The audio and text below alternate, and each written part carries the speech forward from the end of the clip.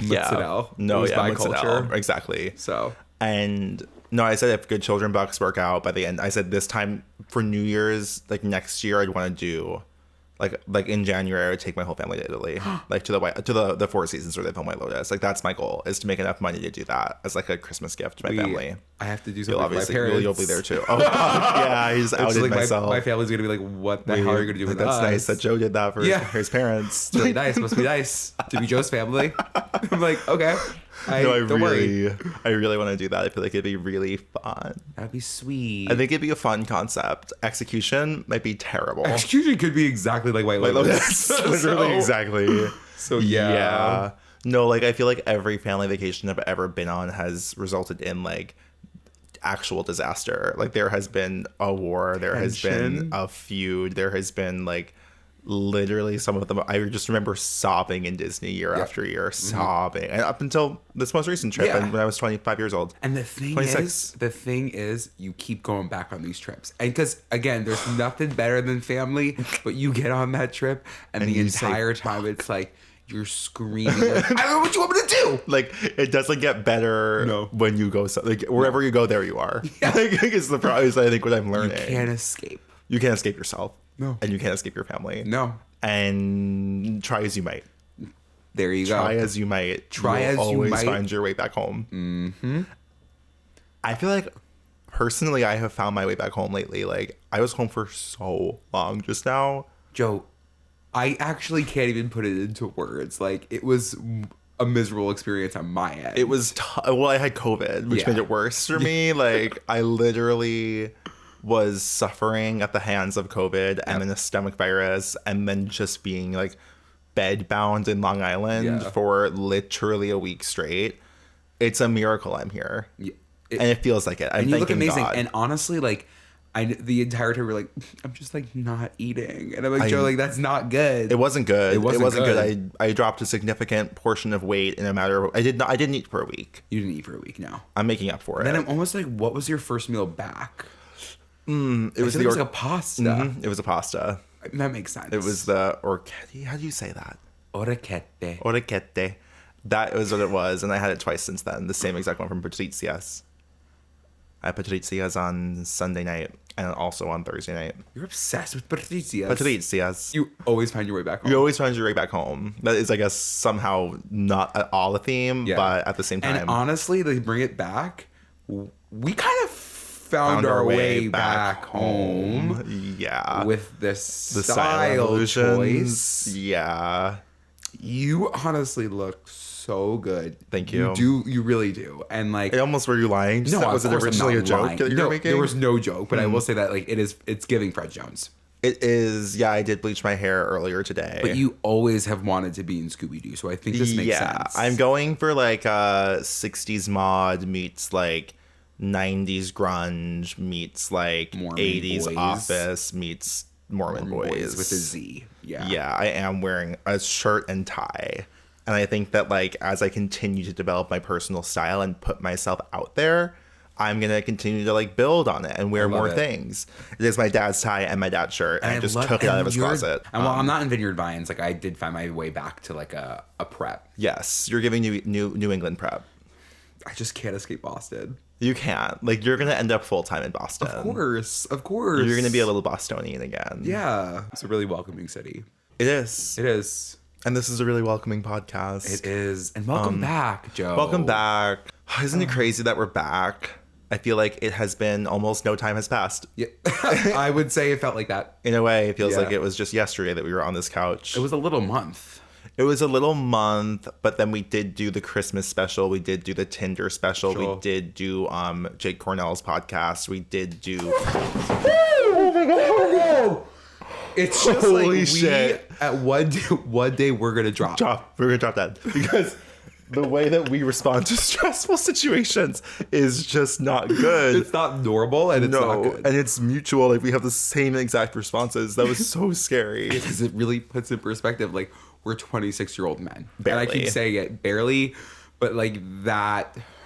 Yeah. What happened was this has happened before on this podcast because we don't have any tape and we have to tape the the window behind me so that the light doesn't come through with like a poster board. Thankfully, the sun just set, so it's fine. But we ran out of tape about, I would say, in July, and I've just been using the same tape since that we applied to it since May, and I think finally the tape has said get new tape. So that's something we'll invest in. I feel I'm like awake though now. That definitely startled me in a good way. Yeah. Sometimes you need to be scared. Yeah, always. Sometimes life begins outside of your comfort zone. And I feel like this podcast begins outside of our comfort zone. And I think today we're going to talk a little bit more about getting comfort zones outside of our comfort zone. Yeah. Good children.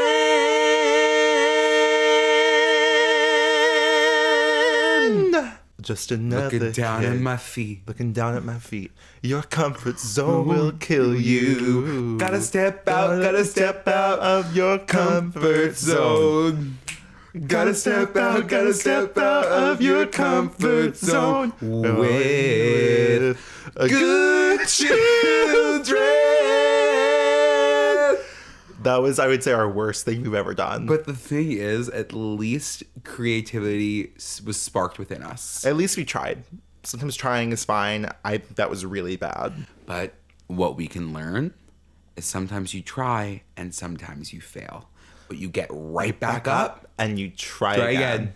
And you try again. Try everything. Anyway, this is Good Children, the podcast where hosts Joe Hegyes and Andrew Muscarella reflect on our 22 years of friendship, growing up in the late 2000s, early 2010s, and all of the nostalgia, trauma, and rejection that comes along with it. So, Andrew, what are we talking about today? Today, Joe, we're talking about how to put yourself out there. And I think this is definitely a topic that we also need to discuss. Oh, yeah. This is for our own good and necessity. I hate to quote, but we're growing as we go. And that's just the truth of it all. You don't hate to quote I don't. I'm actually, it's season 2 and I'm actually embracing it. Yeah.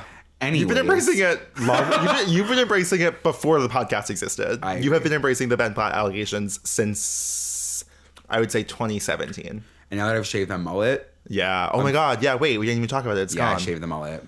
Look at that. No mullet. Guys, no mullet. Just a normal fade. And I think that I am prepping like every single day to push myself out of my comfort zone and buzz this head. Dixie D'Amelio said it freed her. I think it's gonna free me. Yeah. Dixie and her mother. And because Dixie shaved her head because her mom, whose name for some reason I'm not slipping. Charlotte.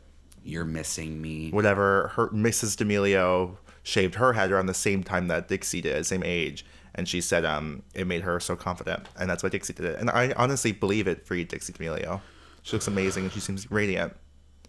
And you think that I deserve radiance? I just think you deserve radiance. Okay, I'm gonna do it, you guys. So today we're talking about putting yourself out there, and what we did for you guys this season is we added a little bit of structure. Oh my God. And I know that's nuts for us, but we did. So we're going to be talking about 5 different categories. Okay. 1, the internet. Oh my Number God. 2, we're talking bullying. Holy fucking shit. Not bullying. Who's laughing now? 3, we're talking dating. Hookups. Oh my God. It's getting saucy. 4, proving yourself. Oh, jeez. I just talked to my therapist about that. And 5, don't laugh at me. Laughing with, not at. Oh, jeez. I know. We're entering this new season with you in a more structured way. We're trying to come out with some valuable lessons, come out with a little bit more talking points so that we're not just meandering. Yeah. This is to save us some time. It's to save you some confusion, potentially. Well, first, before we even get into internet, like, what does it mean to put yourself out there? I mean, I feel like we're talking about pushing yourself out of your comfort zone all the time, but it really is like putting yourself out there means being vulnerable and being authentic and like potentially facing backlash and rejection. Yeah. That's what it means for me. What about you? I would agree with you. I feel like for me, it really means like ignoring the voices in my head. Do you know what I mean? And the monster that's under my bed. There's you know a what chorus. I mean? Yeah, no, there's a crowd. Going into our first category, like the internet. Like Viral moments, putting yourself out there and then experiencing a viral moment. Can you imagine being like Sophia, Grace, and Rosie? Can you imagine being Joe Hegyes and Andrew Muscarella in 9th grade? I whip my hair. I whip my hair is, I think, the first thing we should talk about this season. I can't believe that's still like trumps anything that we've done. Oh yeah, so far on YouTube, it's still our highest viewed video. Literally, the minute and a half long video of us dancing to Willow Smith. We were in 9th grade. Yeah, we're in different schools. Finally, it was like very early on in 9th grade. Yeah. I Whip My Hair had just dropped, and if you were not there for the cultural phenomenon that was when Willow Smith, at the age of 9 years old, released arguably the best song of all time. Those children were turning out songs so young. The Smiths carried the industry on their back as they were like, they should have been in like 2nd grade. Jaden's rap. Oh my God. Some of the I was born of 2 stars, so the moon is where I land. I will never say never. Karate Kid, his entire role in that was crazy. No, like Jade, like it's insane to me. But I Whip My Hair had just come out. It's like October 2011, and we made that little video. I'm literally just whipping my hair. You're flailing around behind me in the wig that is somehow glued to your head. How did that work? I think it just kind of like at that point I put it on and it just like, became a part of you. Yeah. It was like, wait. It was like The Mask. It like was. You with the wig as Jim Carrey in The Mask. You're so right. It fuses you become someone else. I was like, let's do this thing. Yeah. That was our first moment. I mean, it was a different version of YouTube. It wasn't like it was like 30,000 views. Like in a matter of like a week. Yeah. And I will never forget the hate comments for as long as I will live. Those ones like stopped me in my tracks. Yeah, I'm sure it fucked you up. They were all about you. Yeah, I mean, because like you're just sitting there like swinging your head back and forth like not wigged, and I'm fully wigged, and people were like, who is that pig in the back? Should it not be on a farm? Should it not be on a farm? Oh, is that I see the titty. I see the boobies. Is that a boy or a girl? I see boobies. Yeah. And if you know anything about me, it's that like the chest is a sensitive area. The chest has always been sensitive, and I think going back, it has always been, but that is really what did it for me. I think. Yeah, and we were probably like, it was like boobies. Of course I'm not. Like, what do you mean? That's why no kid should have access to the internet. Like, I know I'm crazy for saying it, but like, we shouldn't have been reading that about ourselves. But they kind of read me for filth by calling me a pig. A pig. We're in our pig. I'm kind of like, we both are pigs now. I'm kind of like, you're right. Yeah, but like that is a moment. I mean, we've been pretty good at putting ourselves out there on the internet forever. For our whole lives. Like in various doses, but like Farmville Moms, we were out there in drag. That's why she won't fit in your class. Oh, come on. You never got this thing out in 3 months. Yay! You finally got those paper clips out of your hair? Girl, you know it. I can finally unbraid this. I'm so happy. Never doing a hair with paper clips. I wasn't thinking about it because I use all natural ingredients. Honey, lemon, and L'Oreal. Because I'm worth it. We're the Facebook moms, you know we're gonna rock. Yeah, Facebook moms can take you to the top. Yeah, Epifania and Linda. We're the Facebook moms and we're taking everybody down. Like we were posting weird ass shit in those wigs to like YouTube and Facebook, which like everyone who went to school with us was Facebook friends with us, and like we were posting it to Facebook. And we were dropping like Easter specials. Yeah, like literally a special a week. It was literally what we do with good children. Like and we put on wigs, did the Long Island voices, and didn't really care. First, her husband Ishmael divorces her to go with Sasha because he likes her better. This is what he's telling me. I don't know. Just because we're prettier than them doesn't mean we're stupider than them. It's sad because Donna is uglier and stupider. It didn't really bother me. It didn't bother, but what stopped us? Shame. I think that it got worse. Like I think we got older. We got older, and like I think we were still doing it in 9th grade. We were.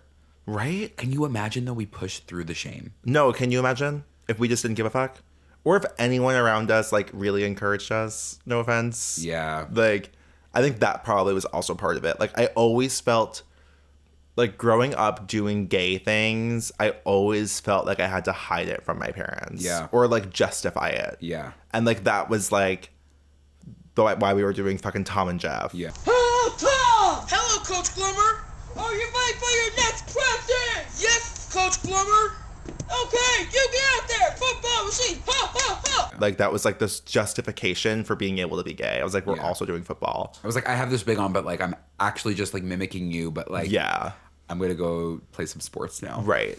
And like, Yeah. eventually I feel like we could no longer justify it. Like, Yeah, no, we couldn't. which is such a shame. I would love to have seen It what is we a would have shame. created like late high school into college. I really believe in my heart of hearts that they're not done.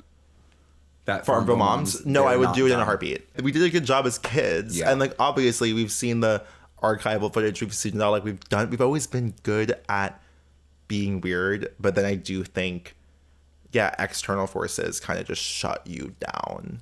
Especially when we were in middle school, when we were entering high school and seeing like a Rebecca Black or seeing people who like, yeah, like, was it the best song ever? Maybe not, but like At least she was trying. She was doing it. Yeah, she right. tried. And Yeah. she did go viral. And like to her, like I feel really bad yeah, for her. we- But like she kind of pushed through it. Rebecca Black actually fought on the front lines of one of the deadliest wars in U.S. history Absolutely. to create Friday for us. Yeah. And like, thank God she did it. And thank God she's a lesbian. Yeah. And then Like- she said, I'll drop Saturday. And everyone was like, But like, Saturday was kind of good. it kind of slapped. I remember every word to that song. I forgot it existed until you just said that. Saturday. This Saturday we gonna than Remember we it. ever did before. I don't want the Saturday to end. So you should keep going through the fucking calendar. She should. I mean, like that. She should have just branded her as herself. Yeah. But you know what? I'm sure nobody was encouraging around her. What do you mean? Like they encouraged her to do Friday, and then Saturday happened. And No, they were she like, also did This Is My Moment. My moment. I want to come out to that and do children. I'm not even kidding. Oh yeah, I want Rebecca to be there for it. I Like agree. actually, But yeah, it was the childhood. It was the childhood viral moments. it for me. was. And then there was like, just to like bring it back to like, yeah, like the internet at that time, the YouTube at that time. Charlie Bit My Finger. What was that about? Why were those like? I guess that's like a TikTok now. Do you know what I Yes. mean? But like, it's weird because like, Charlie like literally occupied like a space in my brain for Yeah. like 2.5 years. Bit me. And now that would go on TikTok and we would like watch it and laugh and move on. Yeah. Like that's what's so crazy. But I always was going back to the video, and everybody was always quoting that video. Charlie Bit My Finger, Charlie the Unicorn. Charlie the Unicorn. Always a little bit scary to me. I don't know Charlie, why. really. Charlie, the name Charlie was big at that point. Yeah. But Charlie the Unicorn was something that like I felt like I wasn't necessarily consuming. Like I felt like too cool for me. Yeah. Do you know what I mean? I kind of felt like, yeah, it was out of my wheelhouse. I kind of like wasn't understanding what was going on. Yeah, I was like, vibes. okay, I'm happy you guys are having fun. I'm like, do I need to be doing drugs? Yes. Yeah, I'm like in 7th grade being like, Yeah. something's not clicking. No. That was also the time of like literally Jeffree Star's like Come up. first come up. Yeah, Yeah. like I will never forget. Like I think that what's crazy is like these kids these days like genuinely I don't know if they realize just how much like just how prevalent like those internet personalities were then. Like Jeffree, Shane, Jenna Marbles, like Jenna Marbles is like, it's crazy to me who she has become culturally, Yeah. like versus who she was when we were in like 9th grade. Yeah. Like I remember like being so afraid of Jenna Marbles. I was like, she's also like she was a bad girl. Like she was like a bad influence to me. And then like now she's fully disappeared. Amazing. I'm so jealous and obsessed with that for her. Yeah. But those people like again, it wasn't like there were 5 million creators making shit. Like there were like 500 max. Yeah, a select few. And like And they had their like dominance within the industry. Like, Yeah. people, again, we know those girls that were walking around in middle school with Jeffree Star. Jeffree Star, like the merch. cupcake, but like I don't know what it was, but like yeah, Yeah. like Jeffree Star was like doing it like, and it was like for the scene kids, the Selena Gomez and the scene kids. Yeah. Shane Dawson ruined my life. I'm going to say it. Say it. If Shane Dawson didn't exist, there are things that have happened in my life that would have gone better. I need you to elaborate. No.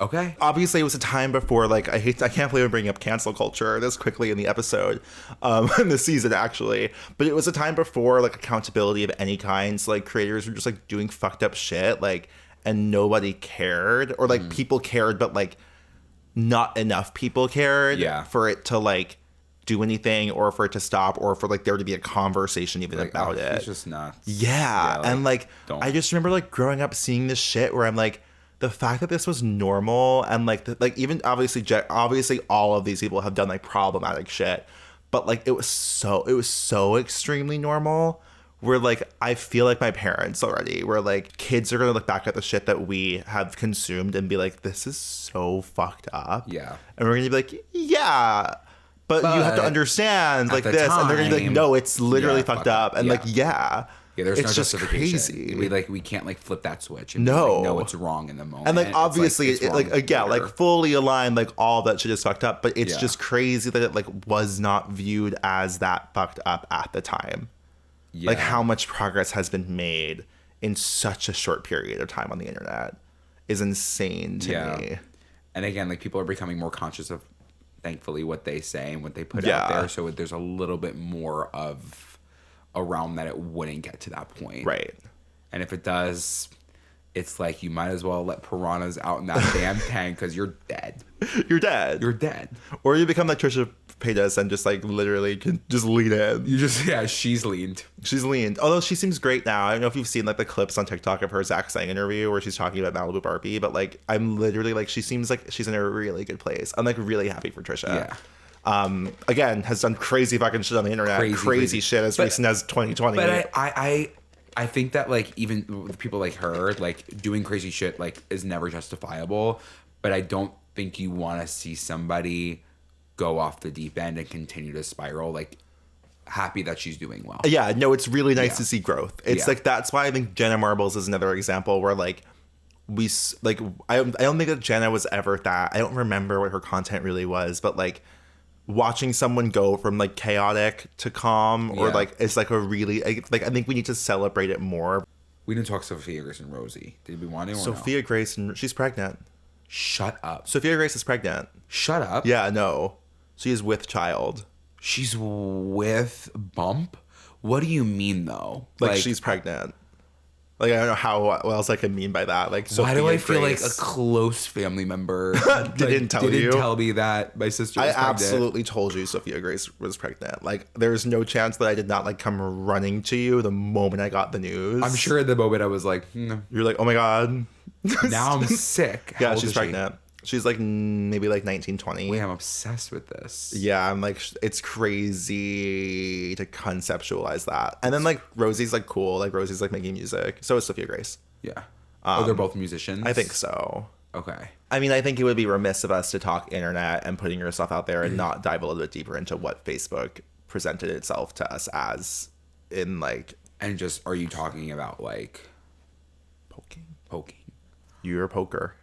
I'm a huge poker. I'm a behind the screen poker. And like it was so easy for you to not be able, like to not say anything to that person's face. Go home, get on your Facebook, poke. You were doing that? Yes, Joe. And you felt like cool? You felt good about that? I kind of felt slutty. You felt slutty in 8th grade? Poking your classmate. Kind of being like, You were like flirting with a poke.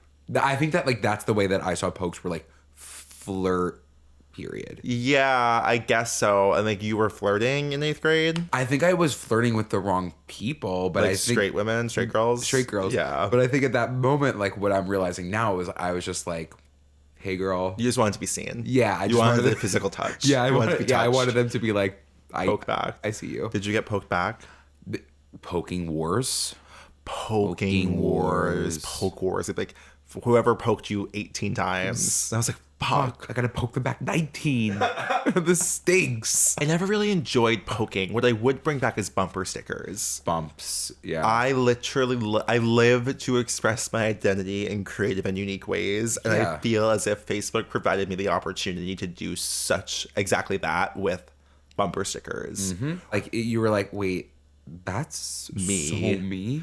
I need people to know that this is me. Yeah. And it's been that way ever since. Yeah. Like, we've just gotten more covert with the way that we, like, express those things, like the way we, like, join, like, a group. But, like, we were literally basically joining groups on Facebook. I was joining so many groups. I would see one person join a group and I'm like, why am I not joining that group? Right. And the group would be like, when there's 6 bananas, like, it'd be like random shit. You're like, oh my God, that's so fucking funny. When there are 6 bananas, it's crazy. Like, I remember, like, also desperately wanting to be someone who, I wanted to be like a big page founder. Yeah. I wanted to, like, make an iconic, huge page. You tried. I tried multiple times. I remember doing, like, when Lady Gaga doesn't want to be friends because of Bad Romance. And I was like, why didn't that blow up? You know, like, but then Tumblr came along and I was like, oh, I know how this works now. Yeah. Tumblr was, like, really where You tested the waters. I tested the waters. Twitter as well. Like, never been good And at I Twitter. think that if we bring it back, it's like, you might have failed with Facebook, but what you did is you gathered that information, you saw what worked, you saw what didn't, you applied it to Tumblr, and you just soared. Thank you so much. I put myself out there. You put yourself out there and you soared. I did put myself out there on Tumblr. The Peter Yeah. Millark shit. Your brain has such a natural glow. Have your friends notice I follow you home every day? I guess that I don't need you anymore, 'cause now it's just me and you and my baking dough. Yeah, no, Joe, you don't have to tell me. You don't have to tell me because you did put yourself out there. And I was 100% in support. It was a different time. I was filming. No, sometimes I was. No, you were doing a lot of that stuff solo, though. Yeah, it was when I had no friends. Yeah. It was like peak friendlessness for me, which like I'm unpacking a lot lately. Is like how little, like I've joked about having no friends in high school, but I'm really unpacking it. Like I could name my friends on one hand maximum, and that includes you. But yeah, I was like home constantly. Yeah. I had a green screen, a dream, and I honestly like need to get over the shame of it because like I do think the Peter Millark breadsticks Starships parody Why are you? is. You still feel shame? I still feel shame. I still look at that and I want to throw. I want to. Okay, I want to look you in the face and I want to say we're putting shame behind us in the new year. That video is fucking funny. Oh, breadsticks, don't act a fool and eat them before they cool. Katniss like she's buns too. In my country, everybody has to eat bread. It is funny. It's really funny. I post it to remember TikTok. from the start seeing that video being like, no, this is genius. Because it was like I put myself in the Hunger Games. Joe, yeah. Done. Yeah. I don't know. I was such a little shit on Tumblr though that like I just like look at those things and it like reminds me of that time. And I like it's like that's the one era of my life that I haven't like moved past. Like I could make fun of anything from like middle school, anything from college, but like that chunk of high school, I'm like I don't even want to address it. Like I want it to not exist. Yeah. Senior year of high school, bangers. I can talk about it. Amazing. Every day of my life. Amazing. Sophomore, junior year when I was trying to kill myself. No. Done. Not want to talk about it. No. Except for the Peter Millark breadsticks video, and that's putting yourself out there. It is. But this pivots perfectly to our next category. I was gonna say. Bullying. Oh, jeez. So with Tumblr specifically, I found a way to like have a safe haven because it was like everyone who was using Tumblr was gay or like an ally. I think everyone who was using Tumblr was gay. Yeah. And so like I would post shit and like I didn't feel like any fear of like, it was like post Farmville Moms. It was like post like I was beyond that. But I was able to still be weird because it was like a more private audience. Like it wasn't like my like high school people could see me, except if they like were also on Hunger Games Tumblr. So like if you were there, you're one of me. If you were there, you were looking. Right, exactly. But I will never forget the feeling of being on the bus ride to school freshman year and hearing talk to behind me, like on the seat behind me, and like whispering, and I turned off my headphones. Whispering like softly, or whispering to a point where like you could hear it? No, it was definitely supposed to. I was definitely not supposed to hear it. Okay. Like I had my headphones in, but I turned them off because I was like, why are they whispering?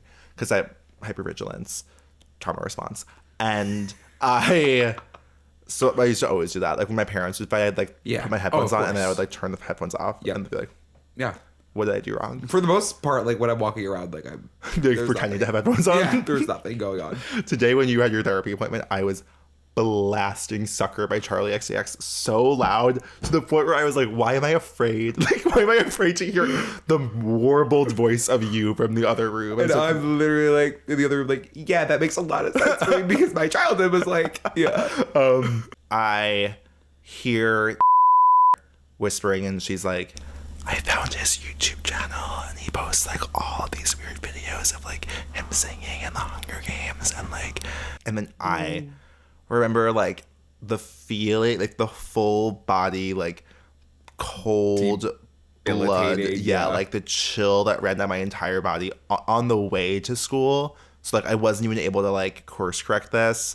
I think I like must have like used my BlackBerry to like open up YouTube. Probably was charged $45. Yeah. To go on YouTube and like make the entire account private. But it was like so sickening. It was so. It's crazy that a bully can do that. It's crazy that somebody could speak that into existence and make ruin everything, like ruin the whole thing. I was like, I'm put done. Everything on a halt. Yeah, I was like, I cannot do this anymore. And it's weird because it's like, yeah, that's bullying, but it wasn't like she was like, haha, Joe, you're gay and you're doing this. Like, it was a lot more like what you were dealing with. Because the thing is, like, you probably were thinking it, right? Yeah. Like, and you had to the fears were somebody confirmed. confirm it for you to be like, oh, they're right. Yes. Everything. I think my biggest fear my entire life is someone confirming my worst fears about myself. Like that has been. I think that's bullying in general, right? Like, as we talked about that, we're kind of like, when you were to call me gay, or you were to say I was fat, or you were to say all these things about me, you're just confirming what I already know. Yeah. And that is what hurts the most. Oh my God. Yeah, no, I know. Oh my God.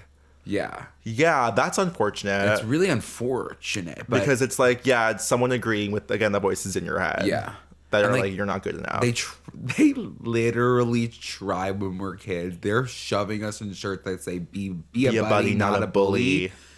And some people just don't get the message. But I don't think I think I was a bully. Yeah. Like that's the thing. Like I like trauma I response. always, that's why I hesitate even with the titling of this show, where it's like good, like obviously I think we've talked about this, but like we know why it's called Good Children, but like I definitely also was someone else's bully. Like for sure, I could like name kids. Because bullies are insecure. Yeah, and like it is a cycle of violence. I'll never forget though.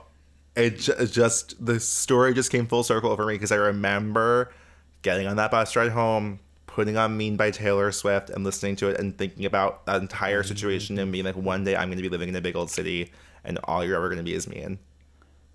I'm going to be whatever, a star, and you're going to be sitting at a bar talking over an old football game with that same big loud opinion, but nobody's listening.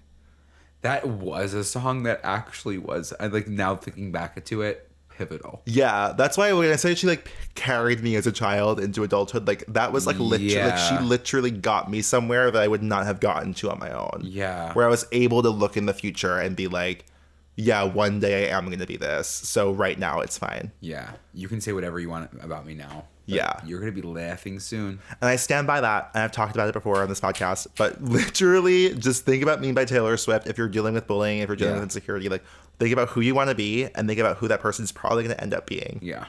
And you will actually feel bad for them. Especially if it's creatively. Like, people are going to laugh at you for doing what they wish they could. Yeah. Absolutely not. Not a chance. Yeah, you're right. Sorry. Yeah, but it was tough. It was embarrassing. I don't know. I kind of... Yeah, I was a bully too. You absolutely were a bully. I was a bitch. I was like... I was just like downright like nasty. Yeah, evil. Horrible. Nasty. Yeah. But when I needed to be. Like, it was a response that shouldn't be justified the way that I would talk to people like that. But it would be like, you said something about me, and I hate to bring back up, but saying something about me and me barking right back. Yes, yeah. And it never happened grew with up men. on guard. It never happened with men, so like that just makes a lot more sense. Oh my God, the misogyny. I know.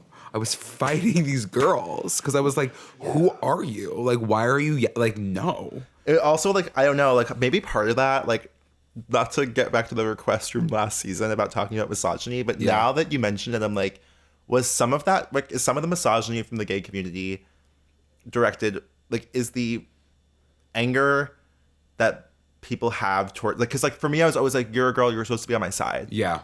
And, like, I had no expectation for any man to ever be on my side. So when a girl did bully me, I was always like, no, I thought we had something here. Yeah. Like, you're the fucking plague. Yeah. Like, you're the worst person on earth. Why are you saying those things? Yeah, and in reality, like, you could could feel like that? no, like, girls can be just as terrible as boys, and there should be no misdirection of that. You know, like, it should actually, obviously, is worse that, like, that's completely I was fine. terrified of boys. Yeah.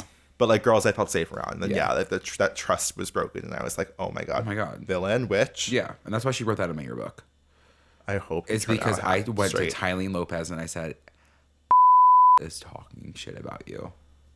Because she deserved that. That was my friend. And then I said, Tylene, please don't say anything. She goes into the locker room. She tells comes out in gym class. She goes, why the fuck would you say anything to her? Are you kidding me? And then we just... You were a little bit of a bitch like that. Joe, you would of do course. shit like that. Yeah, I would. I was like snitching. And you know what? You were like such a snitch. That's why your fucking car was keyed. That's why your windshield wipers were taken. That's why your house was egged. Because you were a snitch. You were always a snitch. And you know what they say? Snitches get stitches. Snitches get keyed. Yeah. You were a little snitch. Again, because it was a tattletale. It was the yes. I was good. Right? And I'm like, I'm not gonna let other people talk shit. Yeah. It's absolutely the not. Yeah. It's pointing fingers because you don't want anyone pointing the finger at you. Yeah. Yeah. My other moment with the same kind of feeling of putting myself out there and getting facing horrible rejection for it. It for some reason, like, the Hunger Games is the most important part of my life, I guess. But I remember going into, like, my bathroom one day, like rummaging through my sister's makeup and, like, doing a full capital beat down on my face and, like, maybe, like, probably 10th grade. Yeah. Like, I gave myself an eyeshadow. I gave myself a lip. Did, like, an eyeliner. No, I was a boy. I, like, gave it, like, because, like, Capital members were, like, weirdly androgynous and, like, fashion. So I just gave myself, like, an editorial moment. Honestly, kind of good. I also always liked playing with makeup, and I had completely, after this story, stopped, which is kind of a shame. Like, it's something that, thank God, I have too many things going on, but, like, I definitely could have pursued makeup in a creative way, but I shut it down because I posted it to Tumblr. Okay. There was, like, 7 people in real life who followed my Tumblr. All girls, one actual gay boy who I knew in real life. And I was at a party, and one of those girls who followed me on Tumblr was like, oh my God, did everyone see Joe in makeup? And, like, I don't think she was doing it maliciously because she's always been chill. So I don't think this was a malicious thing. But she, like, pulled up the picture from my Tumblr and, like, started showing it to everyone at the party. And I remember, like, grabbing the phone so fast and, like, so violently from her and being so angry and just, like, literally, like, I think I probably immediately left. I was like, why the fuck would you show people that? Like, what the fuck is wrong with you? Like, probably blocked her from my Tumblr, deleted the pictures, and again, like, never tried doing anything with makeup ever again in my entire life. No, that makes me really sad. Yeah, that's really tough. But again, she didn't know what you were going through. No. And, like, obviously it was not malicious at No, all. I literally hold no ill will toward her. Like, she in that moment was like, probably, do you see what he's doing? Like, that's actually amazing. Or it was, like, stupid. Like, it was like, I was stupid. It was like funny. Yeah, like, it was funny. Like, yeah, and I literally was like, you're gonna make me kill myself. Yeah, you're ruining my life. It was kind of like everyone was out to get you. Yeah. vibes. That was the vibe of and it still is the vibe of my life to this day. I still have that feeling. It's like literally, I mean, we know it's traum, but it's like literal traum. It's traum. I would say a time that like I put myself out there that I thought was like gonna be great was, I think with me, it's like, I don't like to be wrong. And if I'm wrong, like I'm actually just gonna shut down and I'm probably never gonna do it again. Yeah. Which is a problem. But it was like trivia night. I think it was like an assembly. The idea of an assembly, the pure bliss that you felt. You're in 4th grade. The announcement is made on this. You go into school knowing there's an assembly. You're like, there's an assembly today. Like it's basically a half day. Yeah. Like not doing anything. It's like second period. The speaker, the announcement is made that like 4th graders are coming down to the auditorium. What are you doing? How are you feeling? How am I feeling? I'm feeling like a boss ass bitch. my chin is gonna be up. I'm gonna be actually smizing my way to that auditorium. And you're like looking at the classes who aren't going, and you're like, I'm the line leader, and you fucking suck. Yeah, I'm like, have fun in class. Have fun in 3rd grade, losers. We're going to trivia. We're gonna see an animal show now. We're gonna see some puppets. I'm gonna be laughing the entire time. I'm gonna be like literally like the way that an assembly felt like a music festival of sorts. Yes. Like I was like, this is gonna change. Like Burning Man. Yeah. Like actually, I was like, I'm gonna leave this cafeteria a new sometimes sitting on that cold tile floor. It was just like next to your friends. You were just like I was always chitting and chatting. Yeah. Oh, of course. They couldn't shut me up. Yeah, that was a problem. They literally were like, I was probably getting in trouble. You for sure were. Absolutely. Sure. And I was like, you know what? Like, this is my time to be free. This is my time to literally like, I'm watching theater. Like, and it's like someone who like travels around the tri-state area, like in their van, like, and I'm idolizing them. Remember when they would bring like the inflatable planetarium? That for me is when things clicked, because still to this day I'm yearning for those stars. You're a dreamer. I'm a dreamer, and you're looking up at those stars. I'm looking up at the stars and I'm saying, what is reality? Who are we?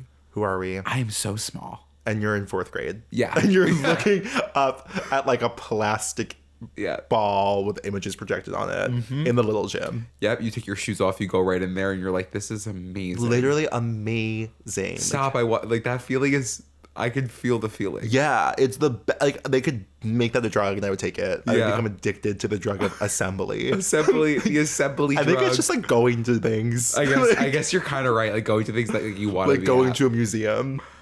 Yeah. Like, just like enriching your life with like things that aren't like a bar or a restaurant. Yeah, I kind of agree. So this trivia night was basically, it was kind of like a Family Feud situation. With any trivia, it was like you have to click the buzzer.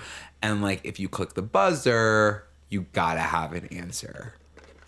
So the thing about me is regardless if I know the answer, I'm already clicking the buzzer. Like, you haven't finished the question, I'm buzzer clicking. I'm a buzzer clicker. You're a buzzer clicker. Yeah, of course. So they say, what is the end of a train called? Buzz.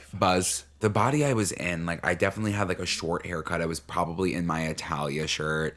Those scary little shredded pants and some little shoes. Right. I was looking round and plump. You had this is your wire glasses era? This is my wire glasses era. This is my I'm the class president. Like I'm on my bullshit era. You're working. I'm working. Like I was working every day in and out, and like I had to represent people on that stage and like prove to them that they elected like an intellectual a genius politician, a genius. And they say, what's the end of a train called? What goes? You're nothing's even going through the mind, right? Because you're just obviously in that moment. I'm actually sick to myself. All you're doing is buzzing. The anxiety is through the roof. All I'm doing is focusing on getting called. I get called. All I think about is the silence that's permeating through the space. 5-second countdown. The end of train. The end.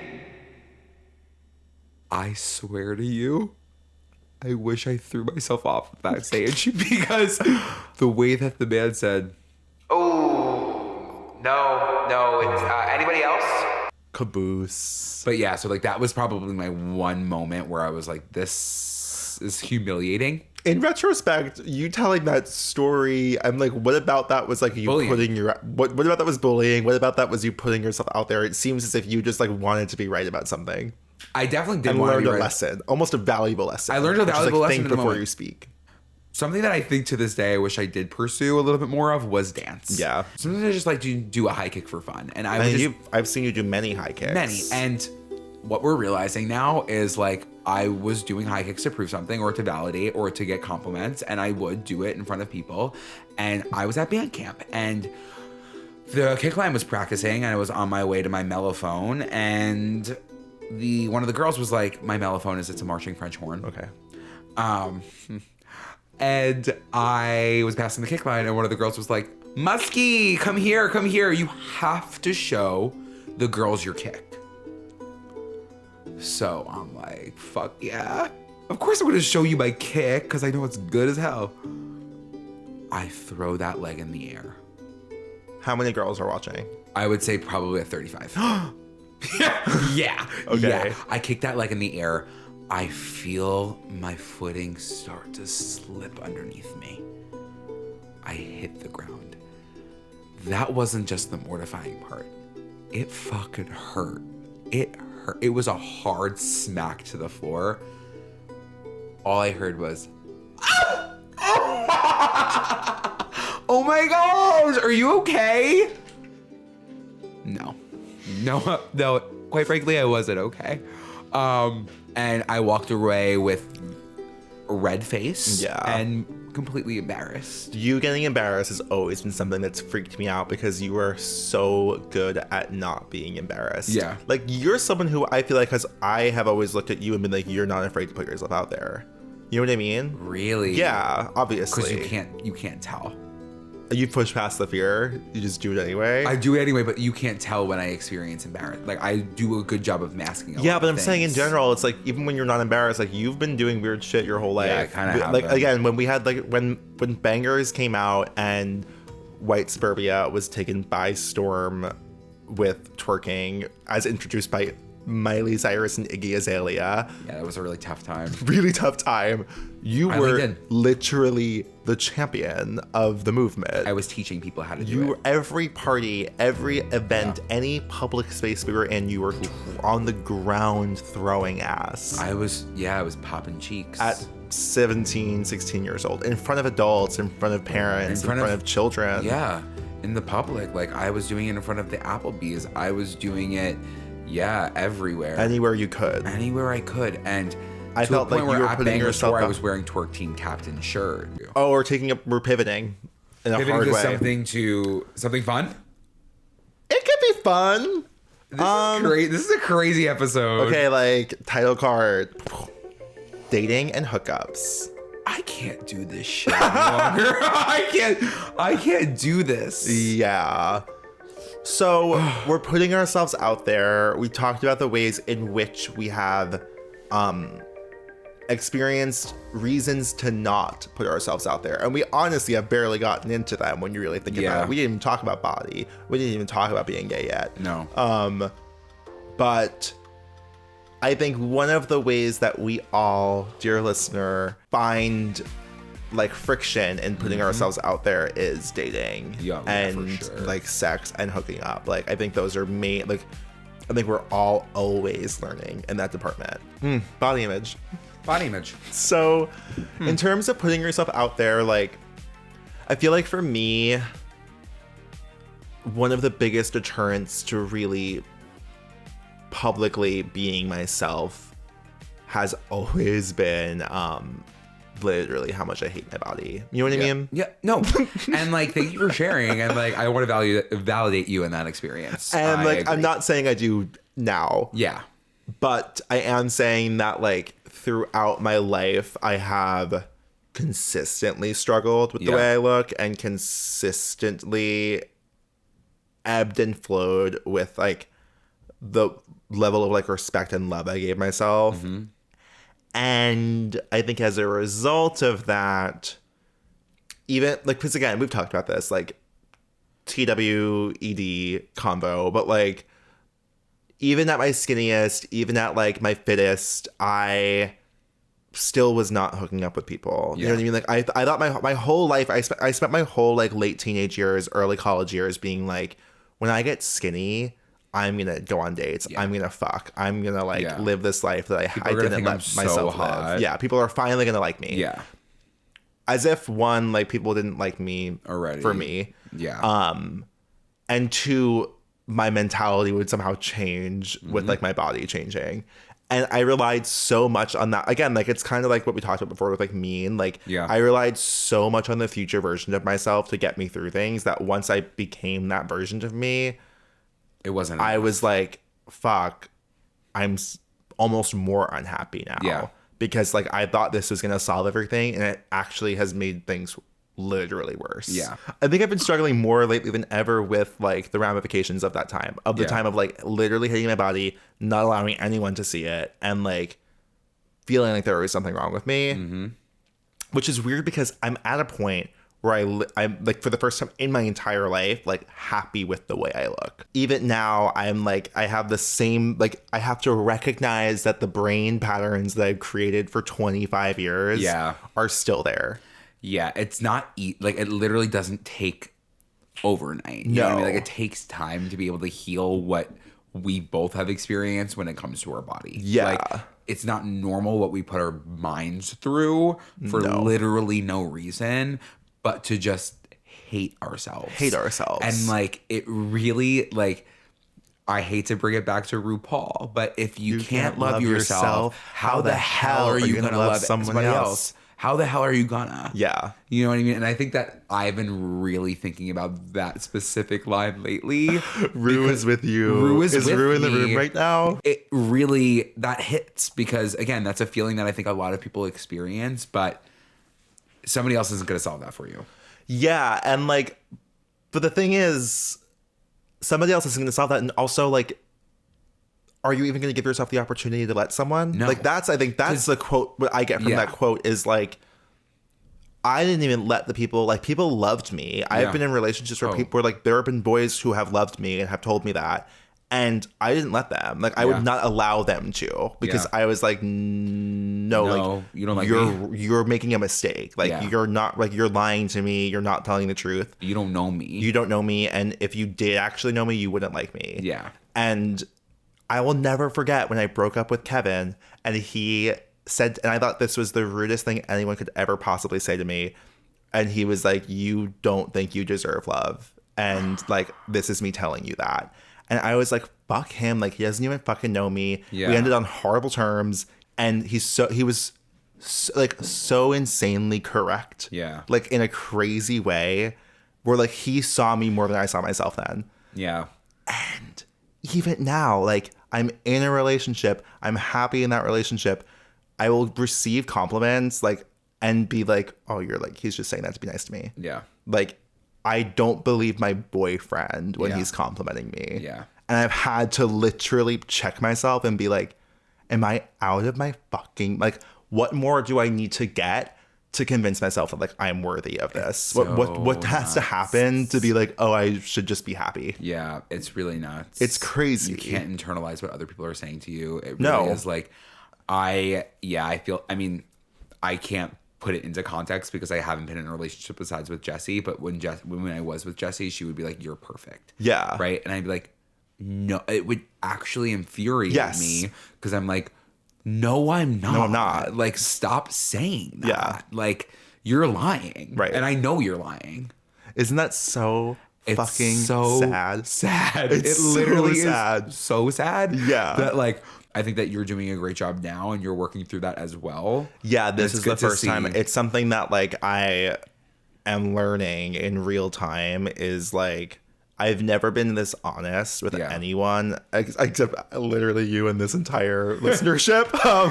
Just Which is what thousands of terrified me people that too when I listen. first started dating. I was like, I don't want you to listen to this podcast because Yeah. I don't want you to know the truth about me.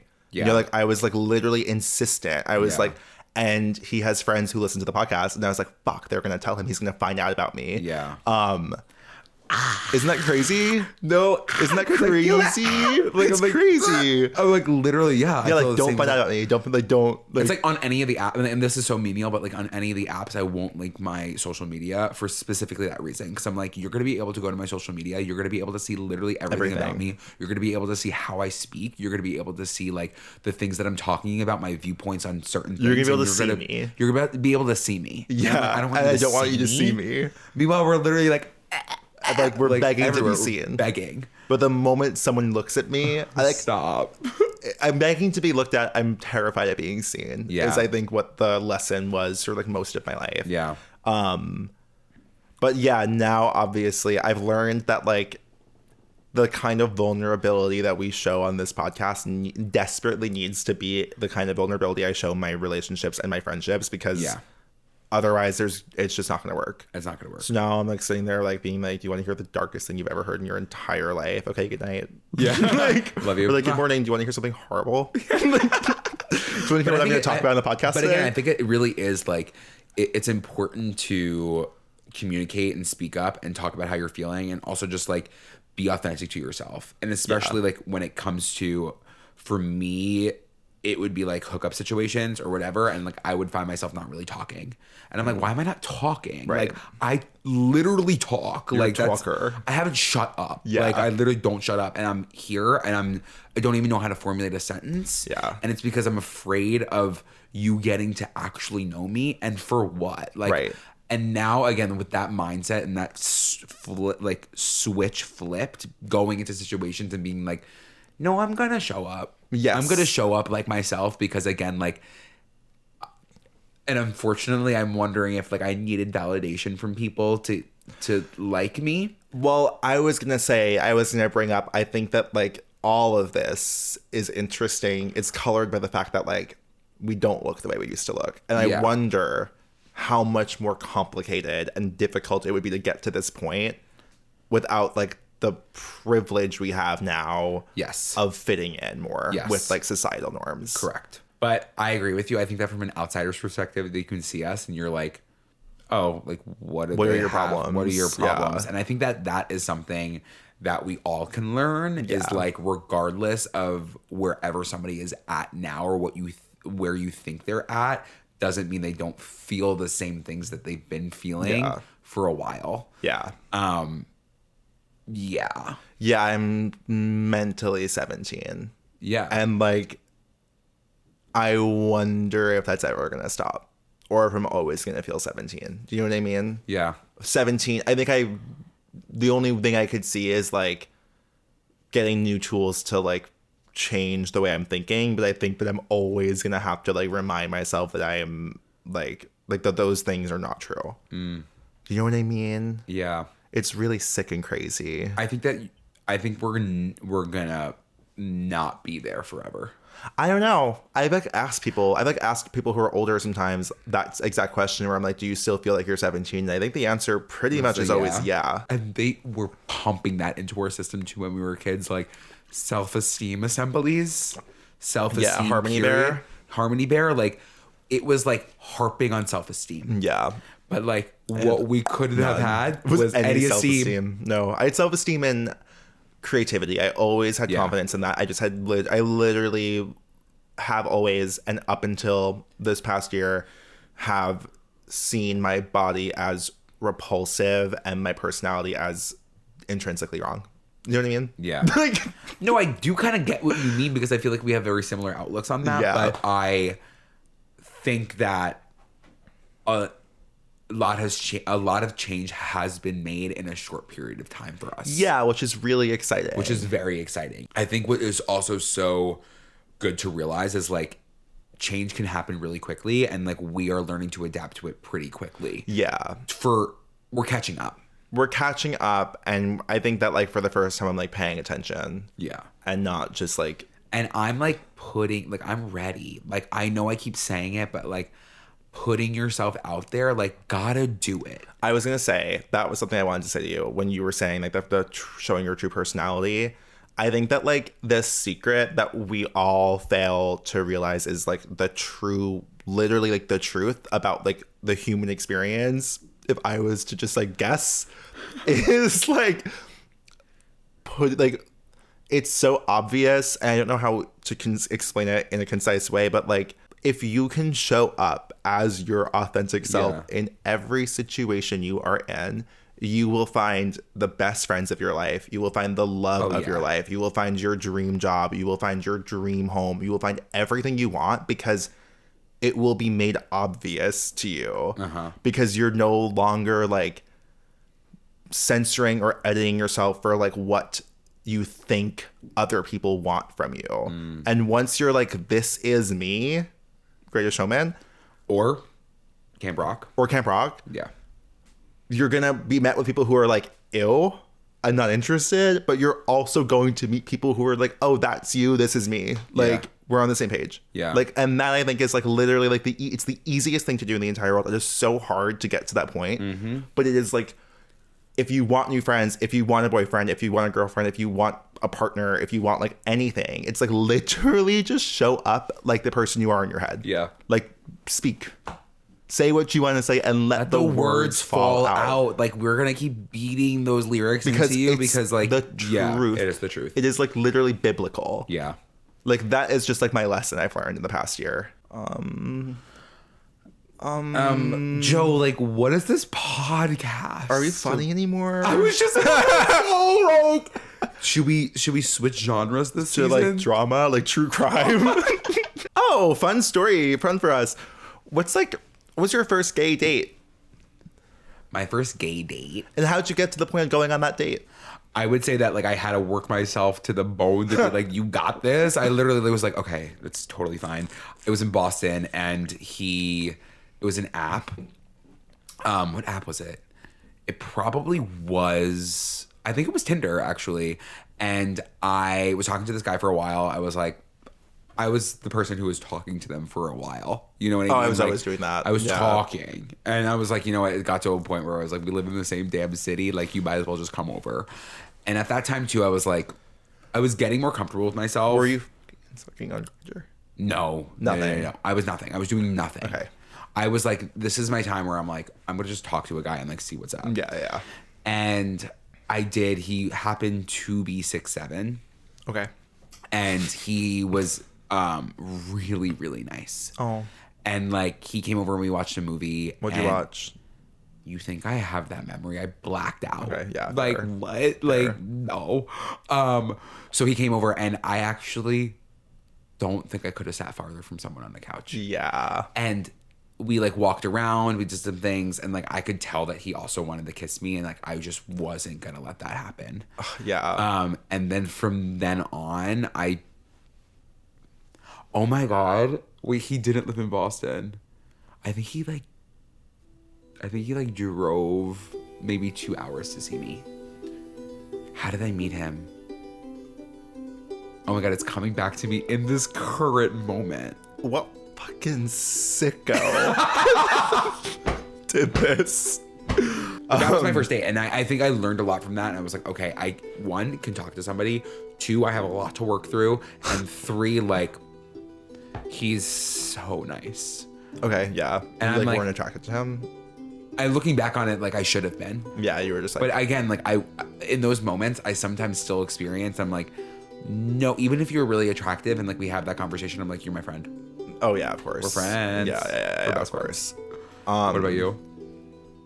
Mine was this boy Alex. I've told parts of the story I feel like before. I literally read you the entire essay I wrote. Yeah, Joe was afterward. like writing essays. I don't know, like maybe it's like because I watched Still Alice at a formative age, but like I refuse to let my memories be forgotten. I refuse to forget anything. So I've written every date I've ever been on at least a page long of excruciating detail about my first dates.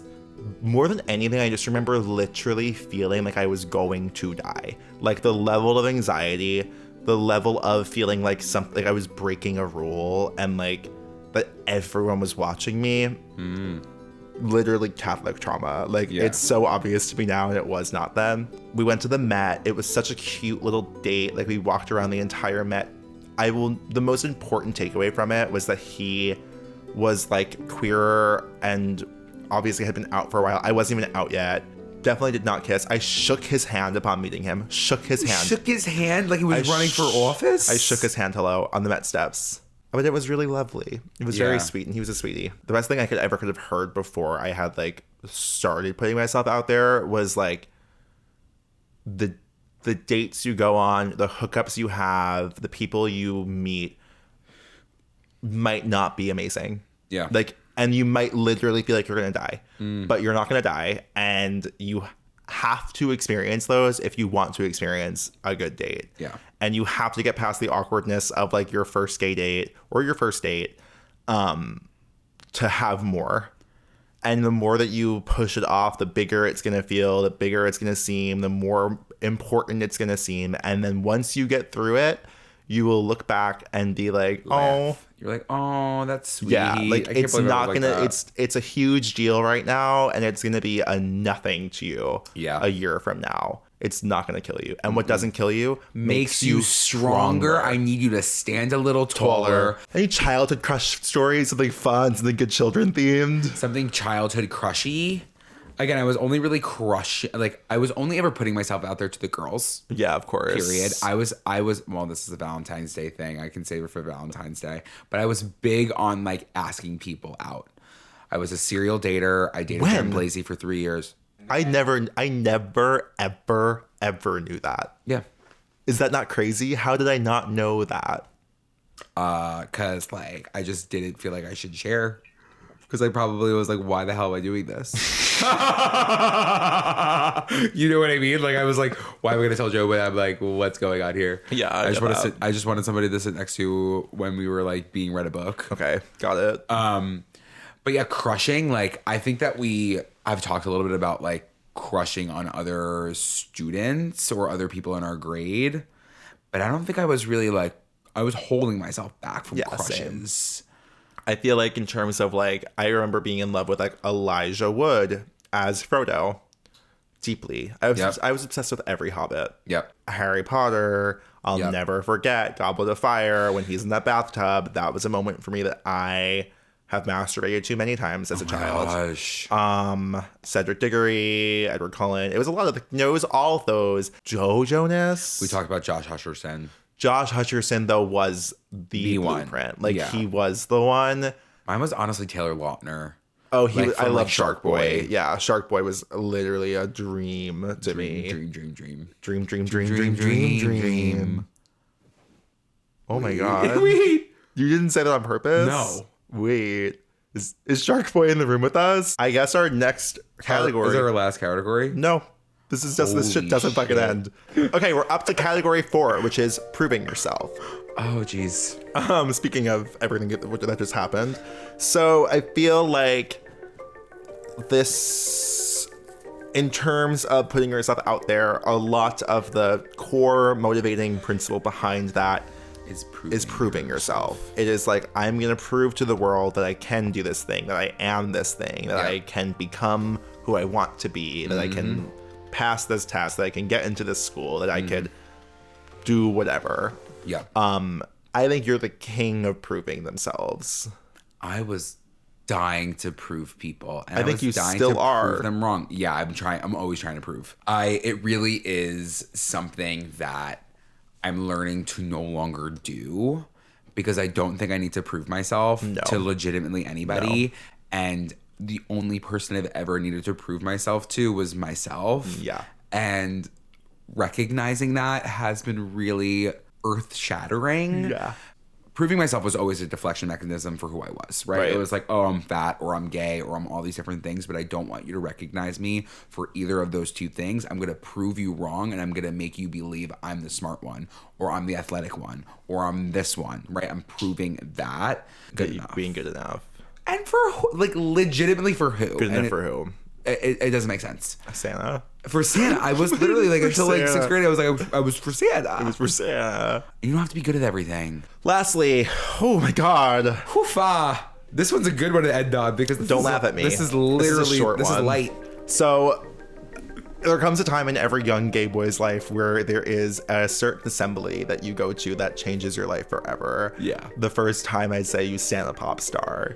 And for us, that person was Patricia She. And Patricia She is a musical artist. And I would honestly, like, I'm just going to throw it out there, but I do feel as if she's an activist. Oh, I think that she's an making a activist. change, whether or not she even realizes it. She realizes it.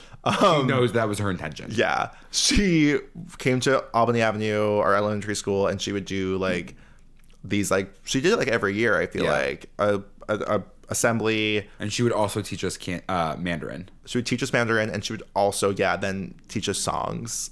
And I feel like in 4th grade, she came to our school. She honestly gives me Joni Mitchell vibes. Like, she's like folk music-y.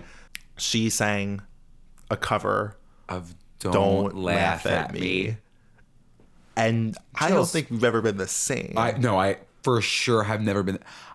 I'm the little boy with glasses, the one you call a geek, the girl who never smiles because I got braces on my teeth. And I know how it feels to cry myself to sleep.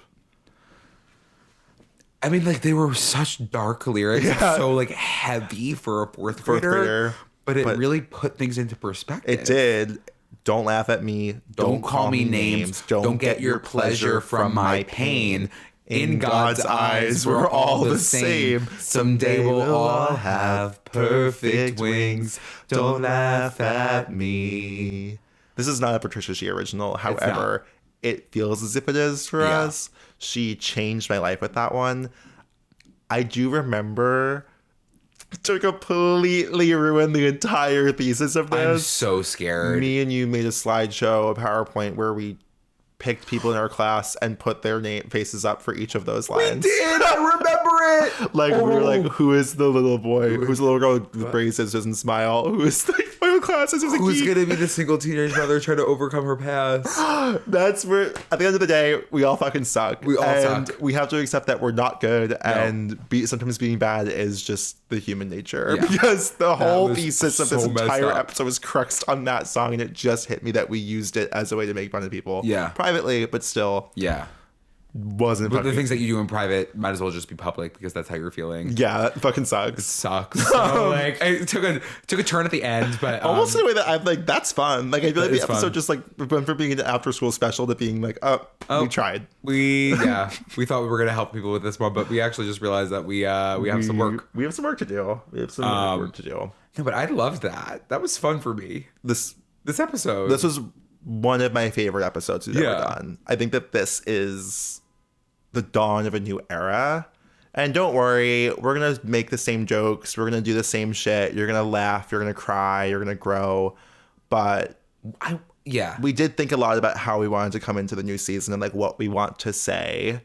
And we got a lot to say. And we want to, and again, like, authenticity is never going away. I think that's going to be at the core of anything that we do. It's like, I even read the comments sometimes. It's like, please just never change. And I'm like, I know it's easy for us to say that we're not going to, but like, I genuinely can't imagine a world where the both of us sit in a room and we don't actually just talk like we are so lucky that we have each other because like, the day I sit down with you and you're different, I'd be like, what the fuck are you doing? I'd be like nothing. What do you mean? I'm really excited for season 2. We have some big ideas. We have some big guests. We have a lot of moments planned. And we have I honestly think a lot of shows to come. Oh yeah, buckle up. Boston, buckle up. LA, buckle up. San Francisco, buckle up. Chicago, buckle up. Austin, buckle up. New York. If you're at a university or anything and you guys want us to show up, like, I literally would love throwing on university. Because I'll never forget, I saw BJ Novak. And I know, but you say the word university like you're from the UK. Do you know what I mean? You're always saying university. Not a college. I feel like a college is what people say in America. It's because my university changed it from college to university. It used to be Loyola College. But like, Hofstra's also a university. I would never start throwing on university all the time. It's like so chic of me. I feel it feels classist. Okay, like, I'm gonna let you you say that one, but like, I'm not gonna feel that. Okay, so it's time for, you guys, let's just say it. I feel weird about calling it the girls' room. We're not girls. and it feels like, why are we in the girls' room? Do you know what I mean? Like, it was a reference to the Amanda show, but I no longer want to I just want to like rebrand it in the new year. What do we want to call it? I don't know. So yeah, and like write in, DM us, email us at Good Children Pod. Because we're obsessed with feedback. I'm over it. I don't want as much feedback anymore, you guys. Oh. I don't want the jokes. I don't want you to let me know how to design my fucking Good living Children room. Pod. I need to send one girl a Panera gift card. Oh my god. I don't want anyone to let me know how to decorate an apartment. Like, the Jenna Lee jokes were great. We got a new chair. Done. We're done with that. We're moving on. Flirting tips. How do you strike up conversations with strangers? Are you kidding? Is this even a thing that happens outside of DCOMs? Are you nuts? You're asking the wrong people. Are you crazy? Like, I actually was like thinking about this yesterday before You were like going out. literally. I was literally talking about this last night. Last night I was talking about how I was in the shower talking about the idea of going up to somebody and just having a conversation and them being like, why are you hitting on me? And being like, no, I'm like just trying to be nice. But like, I think that's all it takes. It actually is like, who the fuck cares? Like, you're going to go up to somebody and talk to them. And if there's any weirdness coming towards you, then you're like, oh, okay. Wait. See you. Not for me. Not for me. Yeah. And clearly you don't want to talk to me. Yeah, like we're not for each other. Nice. It's like, see you. But like, I think that's what it is too. It's like, if it's flirting, then you're just like, oh. You know what I mean? Like, you're just wiggling your head a little bit. I'm just kind of like wiggling and like waggling. I'm like just like, I think it's time for our first snack. ever board. It's a board. It's our board. We're not doing snacks this season. We talked about this, I think, in the Christmas special, but I think, lay it on. It's a board of a week. So this board, what we're going to bring out is just a few different items that you can stack. We kind of want to bring back the Lunchable. Yes. We want to bring it back, but make it adult. We're obsessed with charcuterie boards, of course. And our charcuterie queen, like, re-DM us. Oh my God. Yeah. Walk us through it. Okay, so what we have here is a fresh Italian seeded loaf. And, like, that's what you need. You need the seeds because while you think they don't bring the flavor, they're bringing flavor.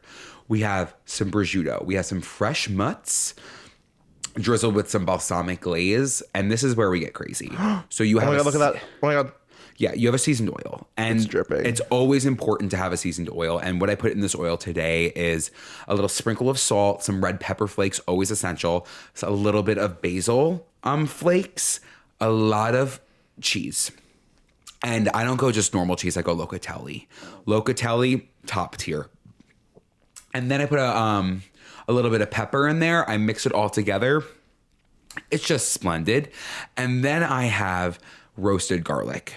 Easy, get the bulb, peel off the outer layers, slice the top, a little bit of oil, throw it in, some tin foil in the oven, 400 for 35 minutes.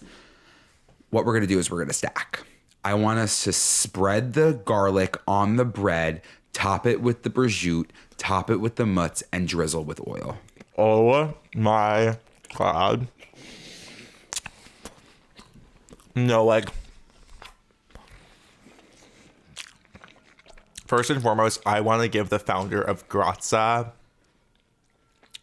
the biggest kiss in the world. They deserve it. It's amazing. Again, this wouldn't be this wouldn't be what it was, I think, without a good oil. Yeah, like we're not, there's no form of sponsorship. We have no communication with this brand. It's because I think that also it's like what we're doing here is that roasted garlic is sweet. Mm-hmm. It is sweet. And when you put it against that soft bread with that salty prosciutto and a nice soft mozz. Yeah. There's nothing better. There's nothing better than that experience. Better. And if you want a little bit of a crunch, toast your bread. Yeah. And it's so easy. Just season your oil and roast your garlic. Finally, we said it. Finally, someone said it. Finally, you said it. Thank you so much for saying it. You're welcome. I've been trying to get that out for 32 episodes. It felt like that, yeah. Thank you for saying that, and thank you for tuning in to another episode of Good Children. I'm so happy to be back. I really am so happy to be back. I hope you're ready for a wild, wild ride. Thank you for tuning in. Thanks for the support during the off season. Thank you for Patreoning it. Thank you for buying our merch. Yes. Thank you for being you, and thank you for letting us be us. I think that it does not go unappreciated and does not go unnoticed. Overall, I think that we've learned some valuable lessons here today, and we're gonna, from this point forward, potentially give you guys a little TLDR recap, spark noted version of each episode at the end of it. We have 5 steps on how to put yourself out there. Number 1. It's not easy, but you have to take off the mask. You gotta do it. Number 2, set deadlines with yourself. Go on a date by Friday. Go do this thing by this day. Like, force yourself to just do it. 3, you'll survive the rejection. I'm reading these like we're also internalizing them. Yeah. Number 4, no one else is gonna do it for you. You're on your own, kid. 5, it gets easy. It gets easier. Oh my God. It wasn't easy. No, that got scary. You know exactly where to find us across all socials at Good Children Pod. I'm on Instagram at Joe Hegyes. I'm on Instagram at Andrew Muscarella. And we will see you next week for another episode if we don't see you on Patreon, which now debut on Mondays. So we'll see you on Monday on Patreon, see you on Wednesday on the pod, see you on the internet every day of our lives. Feels good to be back. It feels really good. Don't laugh at me, don't call me names, don't get your pleasure from my pain. In God's eyes, we're all the same. Someday we will all have perfect wings. Don't laugh at me. Just laugh with me, please. It's insane I'm wearing a tie. Yeah, no, I can't.